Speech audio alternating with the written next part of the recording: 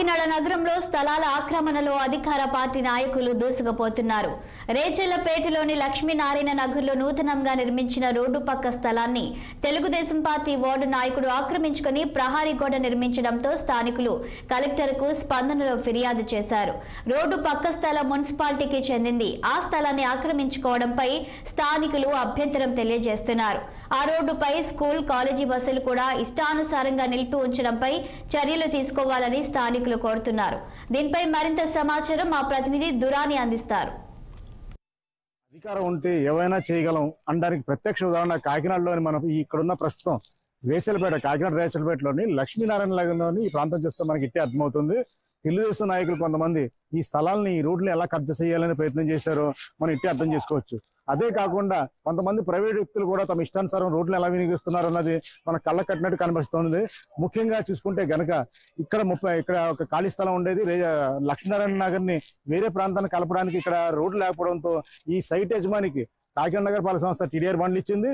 TDR బండ్లు ఇచ్చిన తర్వాత ఇది కేవలం 20 అడుగుల రోడ్డు నిర్మించి మిగిలిన స్థలాన్ని ఖాళీగా వదిలేసింది. దీనిపైనే కొంతమంది అక్రమార్కుల తెలుగుదేశం నాయకులు కనపడింది.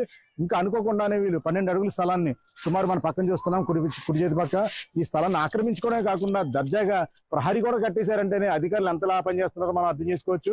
ఒక ప్రైవేట్ వ్యక్తులను కూడా ఇబ్బంది పెట్టే ప్రయత్నంలో భాగంగానే ఇక్కడ మనకు కనబడుతుంది, ప్రైవేట్ సైట్ కి అడ్డంగా గోడ కూడా కట్టారు. అలాగే ఈ రోడ్డుని ఇక్కడ 2-3 ప్రఖ్యాత అంటే ప్రముఖ విద్యా సంస్థలు ఉన్నాయి. అవి కూడా తమ బస్సులను నిలుపుకోవడానికి ఈ రోడ్డును వాడుతున్నారంటే అధికారులు ఎంత నిద్రావస్థలో ఉన్నారు, అసలు ఏం చేస్తున్నారో కూడా తెలియట్లేదు. ఈ రోడ్డు పైన స్వయంగా ఇక్కడ రద్దీగానే ఉంటుంది. ఎందుకంటే ఇది ఇంచుమించు మురికివాడు ఇప్పుడిప్పుడే పోస్ట్ వాడుగా మారుతున్న పరిస్థితులు ఉన్నాయి ఇక్కడ. అయితే ఈ కాలేజీలు తమ బస్సుల్ని ఇక్కడ నిలబెట్టడం, అలాగే ప్రైవేట్ వ్యక్తులు కూడా విలువైన భూమిని ఇలా కబ్జా చేసి లక్షలాది రూపాయలకు అమ్ముకునే ప్రయత్నం చేస్తున్నారు.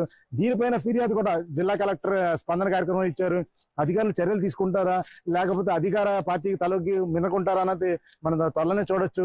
అయితే ఇక్కడ ఉన్న పరిస్థితులు గమనిస్తే కనుక ఏ విధంగా కబ్జాకు బలపడ్డారో మనకు చాలా స్పష్టంగా అనిపిస్తుంది.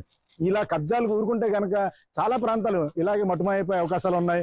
ఎప్పటికైనా అధికారులు తక్షణం స్పందించి ఇటువంటి దురాగతాలని, ఆక్రమణని అడ్డుకోవాల్సిన అవసరం ఎంతైనా ఉంది. వీడియోని చిన్నతో నదీం కందురాని, కాకినాడ. అధికారం ఉంటే